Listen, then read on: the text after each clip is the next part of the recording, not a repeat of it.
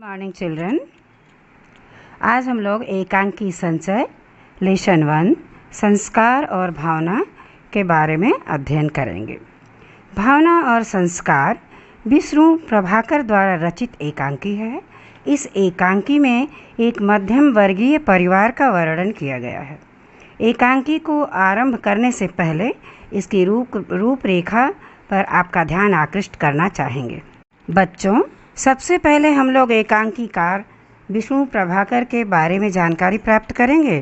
फिर पात्र परिचय, एकांकी का स्थान तथा आलोचनात्मक अध्ययन, सारांश, इसके बाद एकांकी का उद्देश्य और अंत में शीर्षक की सार्थकता पर प्रकाश डालेंगे। तो आइए सबसे पहले एकांकीकार विष्णु प्रभाकर के बारे में जानकारी प्राप्त करते हैं। श्री विष्णु प्रभाकर का जन्म 22 जून सन 1912 को मुजफ्फरनगर उत्तर प्रदेश के मीरापुर नामक स्थान पर हुआ था। इनकी प्रारंभिक शिक्षा गांव के पाठशाला में ही हुई थी।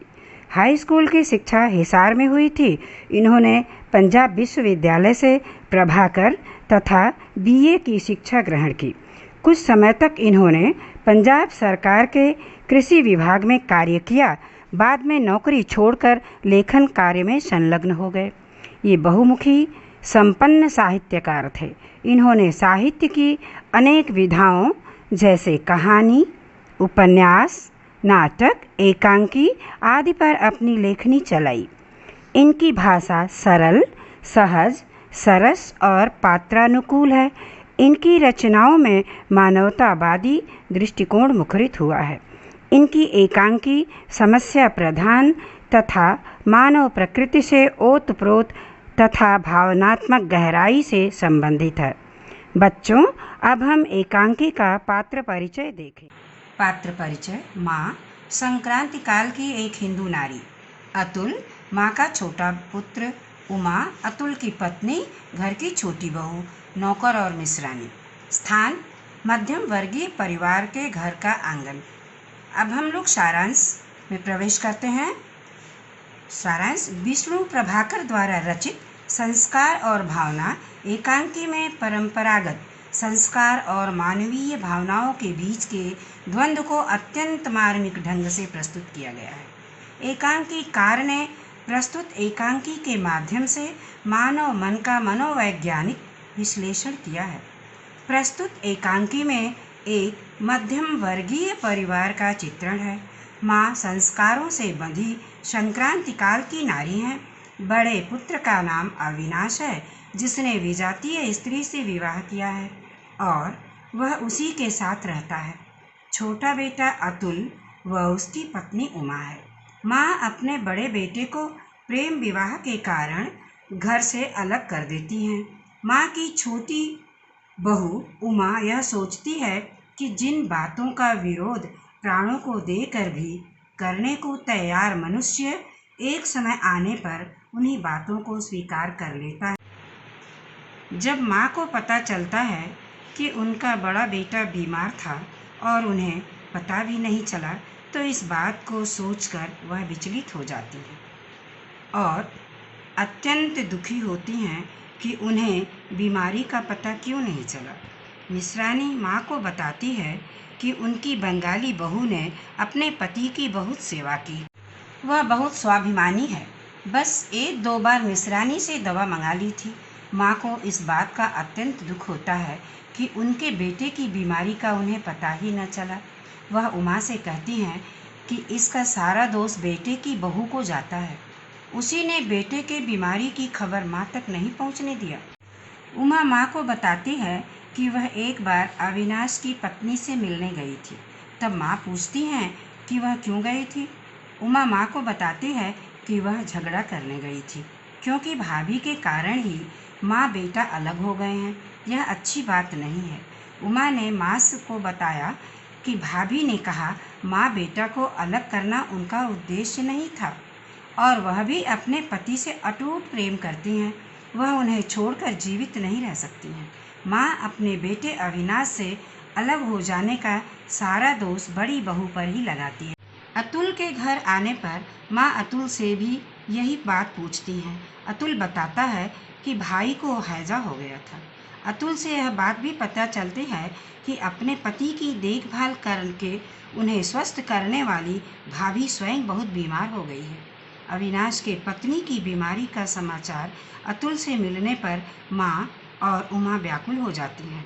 माँ यह जानती है कि अविनाश की पत्नी को यदि कुछ हो गया तो वह भी जिंदा न रह पाएगा। यह सोचकर माँ का हृदय वेदना से भर जाता है।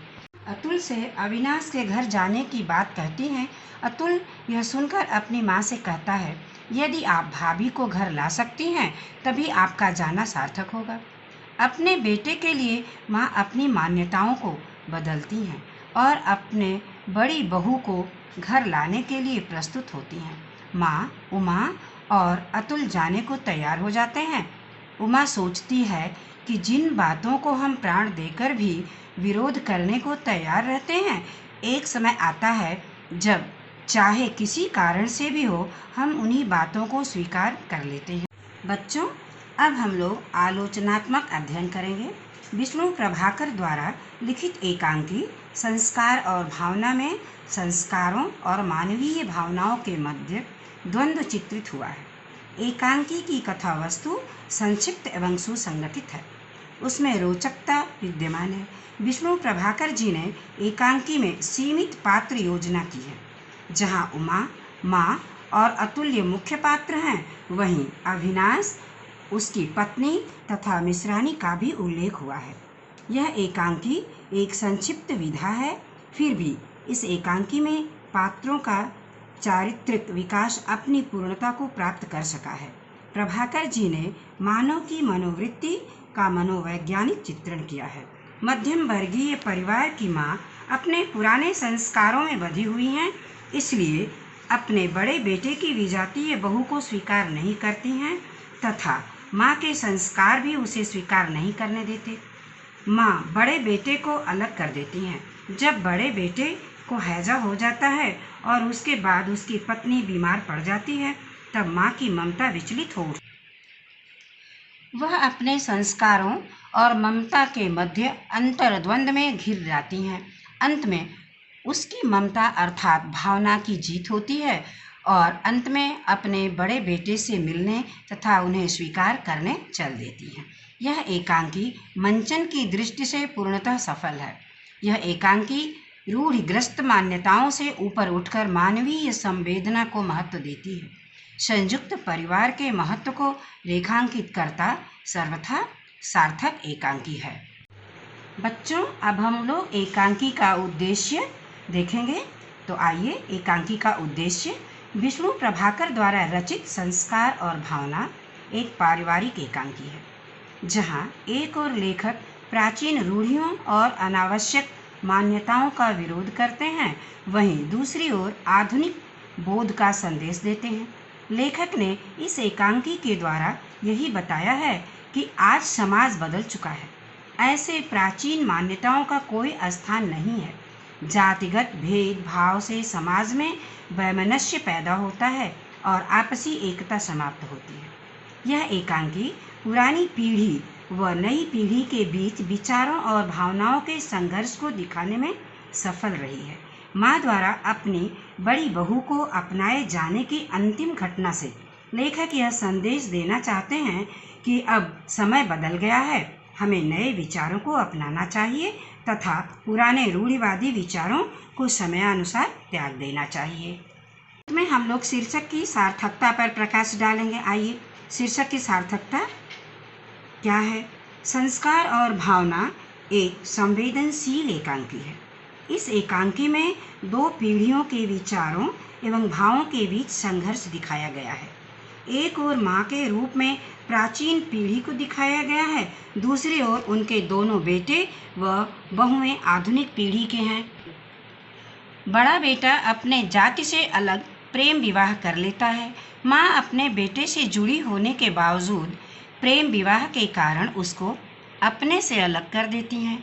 बड़े बेटे और बहू के बीमारी की खबर सुनकर अपने संस्कार और भावनाओं का परवाह न करके उन्हें स्वीकार करने का निर्णय लेती हैं। यहाँ माँ अपने प्राचीन संस्कारों की अपेक्षा मानवीय भावनाओं को प्राथमिकता देती हैं तथा बेटे और बहू को घर लाने को तैयार हो जाती हैं। अतः हम कह सकते हैं कि एकांकी का शीर्षक संस्कार और भावना पूर्ण रूप से सार्थक है। धन्यवाद।